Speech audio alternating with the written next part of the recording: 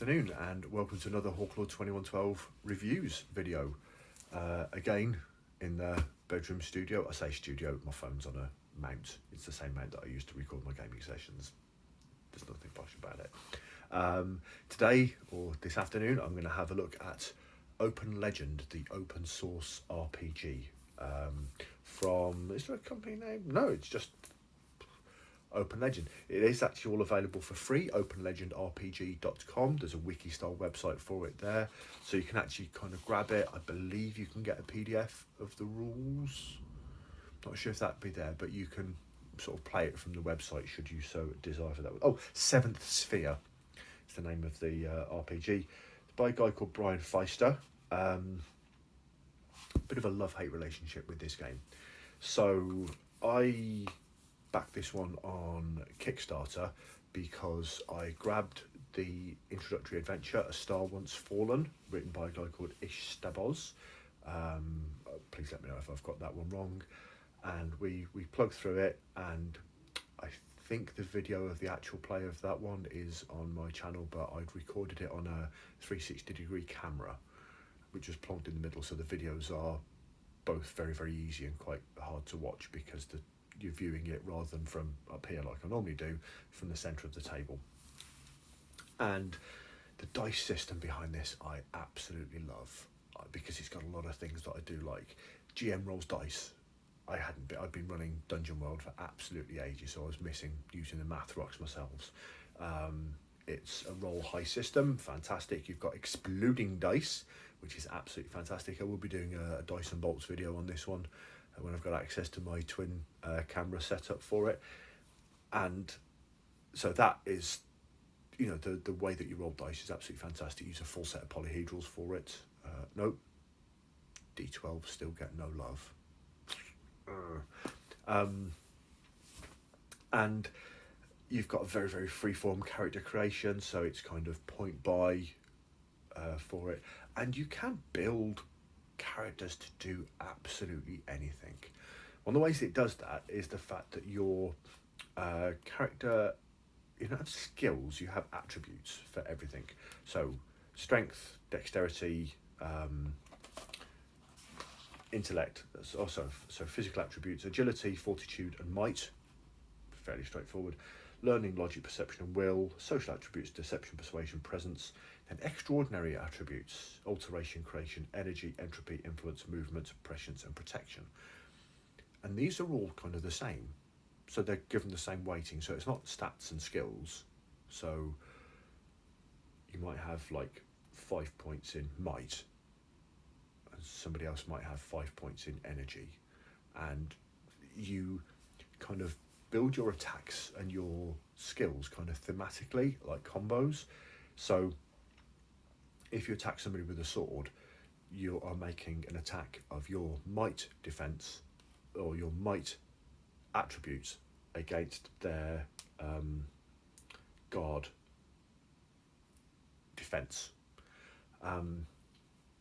If you are throwing a fireball, or firebolt, you're using your energy attribute against their guard defense.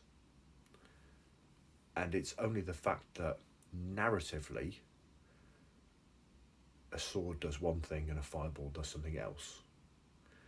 But similarly, you can define it. So one of the characters that I did was an Erica. If you've watched or listened to Welcome to Night Vale, you know that all of the angels are called Erica, and they're all temporarily they feel temporarily defocused.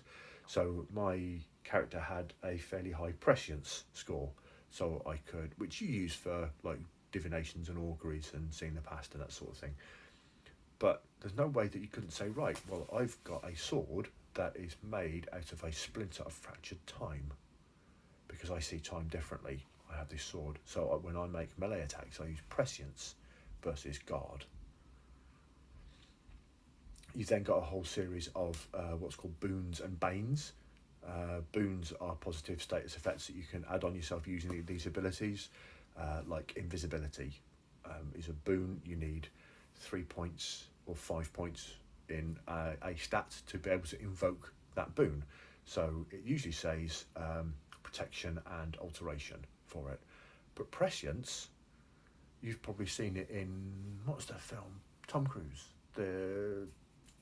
where you can see the future, or no, the future cop thing, that one, where he was avoiding detection because the girl that could see the future was telling him where to go to avoid the people that were looking for him.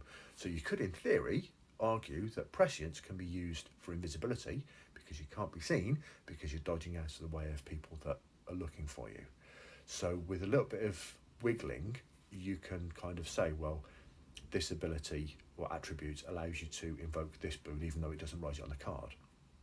And then banes are like the opposites that you invoke on other people, things like disarmed, stunned, sickened, unconscious, those sort of things.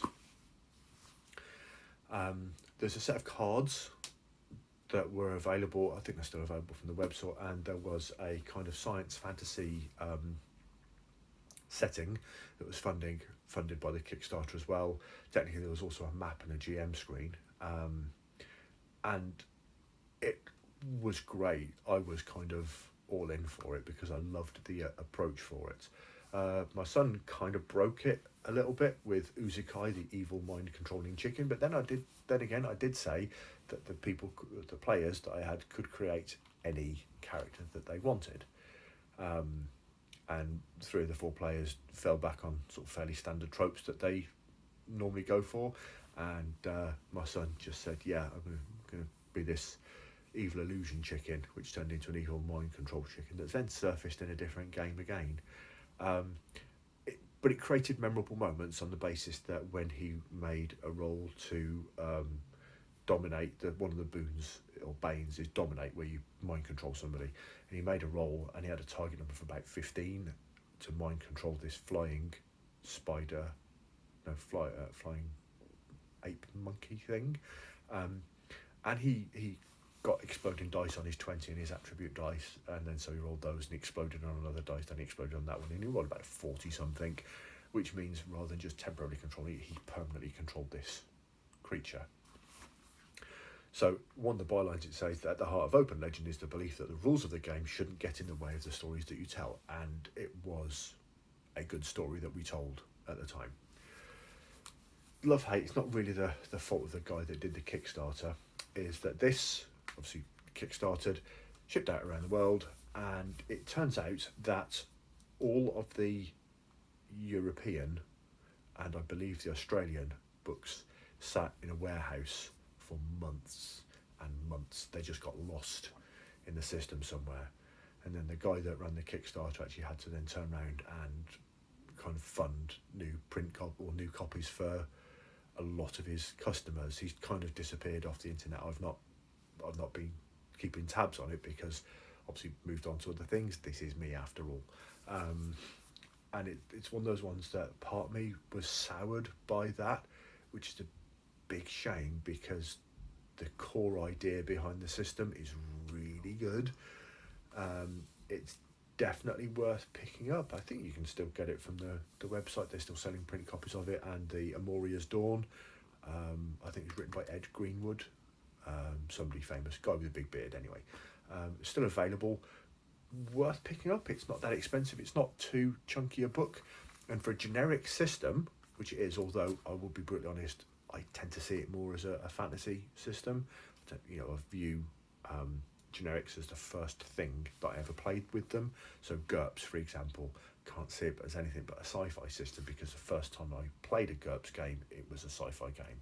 Genesis is always going to be that kind of anime, fantasy, cyborg, post-apocalyptic, giant mecha mythos game that I first ran, and so on.